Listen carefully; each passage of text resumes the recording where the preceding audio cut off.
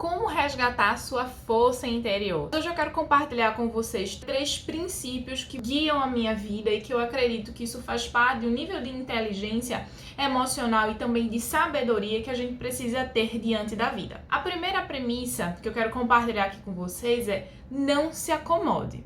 O pior mal ou o pior sofrimento, a pior dor é aquela que a gente se acostuma. Ou seja, tá doendo, a gente tá sofrendo, a gente não tá gostando de como tá a situação, mas a gente se acostuma.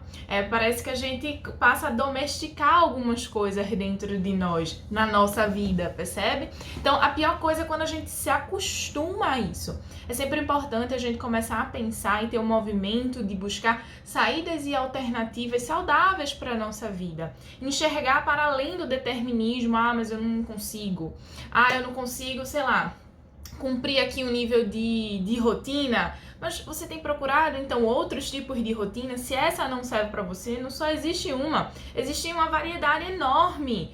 Percebe? Existem muitas coisas para além do nosso horizonte, mas a gente às vezes tem um pensamento tão determinista que aquilo ali termina nos parando. Existem muitas outras possibilidades, existem muito mais saídas para os seus problemas do que você talvez compreenda que só há uma possibilidade.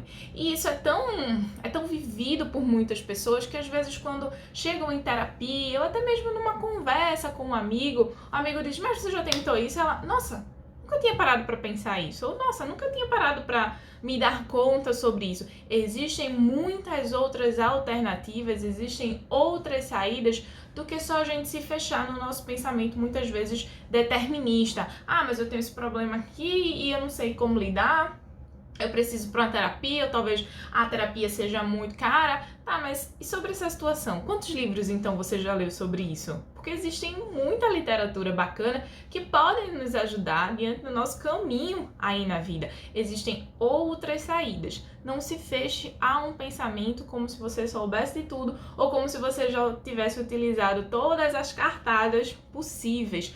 Procure mudar, procure não se acomodar. A pior coisa é quando a gente tem um incômodo e a gente busca acomodá-lo dentro das nossas vidas, tá? Segunda premissa muito importante é: a gente vai ter que aceitar que na vida vamos desagradar outras pessoas. E eu não falo isso só no nível familiar, eu também falo a um nível de relacionamento com outras pessoas, a um nível de trabalho. A gente precisa entender quais são os nossos limites e até onde a gente pode ir. Porque depois dessa determinada linha, a gente é quem se desagrada. É a nossa saúde que entra em jogo. É a gente que vai entrando no nível de esgotamento emocional. E isso a gente precisa parar para pensar que é uma escolha nossa. Quando a gente vai adiante de um limite nosso, é também uma escolha. Só que parece que às vezes a gente tá tão no piloto automático que a gente não percebe. Então, comece a se perguntar: o quanto de coragem eu tenho para desagradar as outras pessoas? O quanto de coragem eu tenho para colocar aqui os meus limites, para colocar aqui um não, para viver melhor, seja para um trabalho, seja para a família. Que na família isso é uma coisa muito forte, muito frequente, né? Porque as pessoas têm um nível de expectativas sobre nós, sobre o nosso futuro, muito alto, né? Muitas vezes chega até um nível de controle. E aí a gente precisa estar disposto, ou muitas vezes a gente nem vai estar disposto, mas a gente precisa ter essa disponibilidade interna para saber que desagradar faz parte da nossa trajetória. Mais do que o outro saber o que é importante, quem tem que saber importante sobre algo na minha vida sou eu. Importa mais pensar sobre o que eu quero, como eu desejo isso para minha vida, as formas que eu vou buscar, os limites que eu vou colocar, os nãos que eu vou precisar dizer, do que o outro sobre mim. O terceiro é: o fracasso é um evento. O fracasso não é uma pessoa. Mas muitas vezes a gente atrela o erro a quem nós somos. Em todas as idades da nossa vida é tempo para errar, é tempo para se equivocar. Os erros, eles servem pra gente dar uma baliza ali, né? Pra gente dar uma analisada sobre a nossa trajetória, fazer uma limpeza de algumas bagagens que não nos servem e voltar, né, pra nossa caminhada, continuar nessa jornada de uma forma mais atualizada. Mas muitas vezes o que acontece é a gente fica dotado de um peso muito grande, porque a gente vai interpretando vulnerabilidade como fracasso, então isso vai ficando uma coisa muito pesada sobre a gente vai se sentindo muito impotente, né, quando erramos.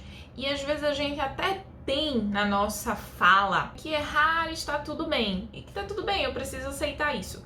Só que muitas vezes, quando as pessoas erram com a gente não tem esse mesmo parâmetro. A gente fica super indignada, a gente fica com muita raiva, a gente é intolerante a que os outros nos frustrem. Então, se a gente tem intolerância às outras pessoas, quando chegar a nossa vez, a gente também vai ser intolerante com os nossos erros. Porque como eu processo as coisas pra mim, eu também preciso processar para as outras pessoas, para que quando aconteça comigo, eu tenha um exemplo, eu tenho uma prática que eu faço comigo e que eu faço com as outras pessoas. Não dá pra muitas vezes a gente ser o nosso único parâmetro. Aí eu aceito os meus erros, mas eu não aceito das outras pessoas. Quando você errar, se você não aceitar os erros das outras pessoas com você, você também vai entrar no movimento de julgamento. Espero que você tenha entendido sobre isso, que você comece a exercitar esses 3 preceitos, esses 3 princípios. Eles apontam para uma caminhada com muito mais leveza, com muito mais serenidade. Então é isso, beijo grande, até o próximo vídeo.